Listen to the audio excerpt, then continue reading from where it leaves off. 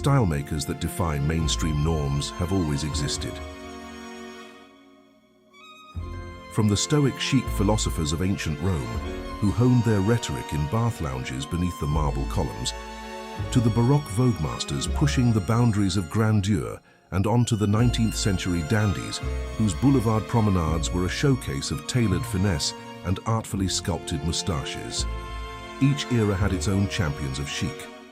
The hipster spirit, it turns out, was never a trend, but a timeless phenomenon.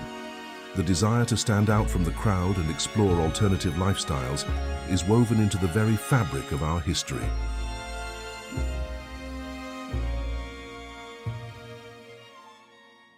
In ancient Rome, the philosopher connoisseurs gathered, draped in their organically sourced, locally woven togas.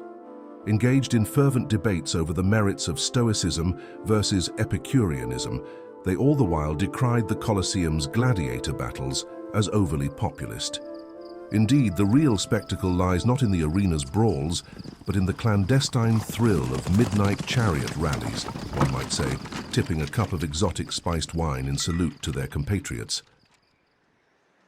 As the echoes of debate faded from the Roman forums, a new kind of influencer emerged, so effortlessly cool that he turned water into artisanal wine without breaking a sweat under the desert sun.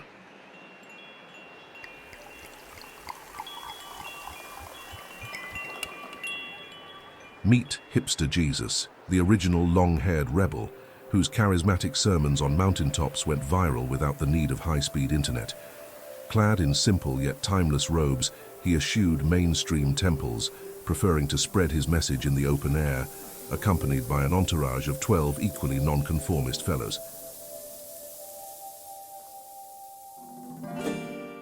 The spirit of subtle rebellion carried into the medieval era, where the medieval minstrels would roam from town to town, lutes in hand, lamenting the populism of the latest Gregorian chant.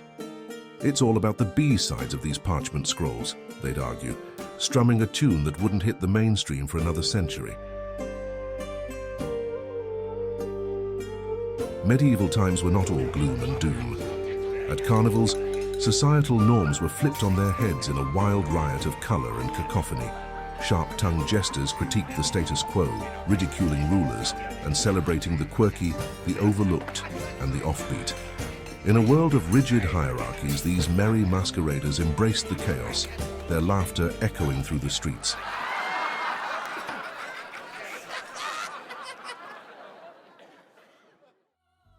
While the church seemed to wield ultimate power, on the fringes, a sect of bohemian clerics carved out their own peculiar paths. These free spirits of the cloister wove alternative lore into their sermons, their words resonating like indie anthems heralding the early whispers of social justice.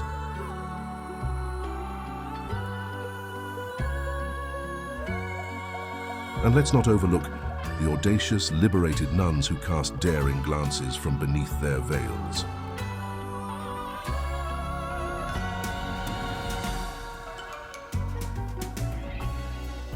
Fast forward to the Baroque, where extravagance was de rigueur and more was more.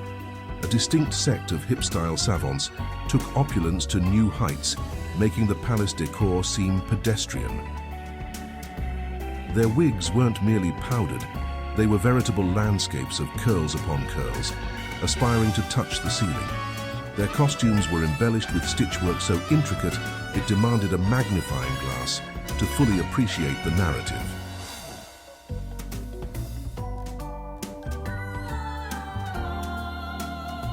Passipede?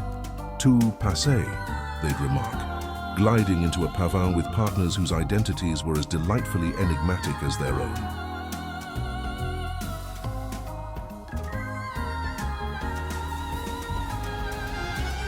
The onset of the 19th century brought forth the dandies, those stylish predecessors of the hipster, parading down cobblestone boulevards, moustaches impeccably curled, and top hats set with style. To button or not to button became the question that stirred their souls as they stood before mirrors, reflections not just of men, but of muses of metropolitan flair. They were more than mere men, they were walking sonnets, their suits serving as manifestos dedicated to the art of elegance. And there you have it, a brief history of the cool in all its glory. Discover more online in the grand finale of the series, Hipster Odyssey III, the mosaic of modernity. Spoiler alert, the link's hiding in the description.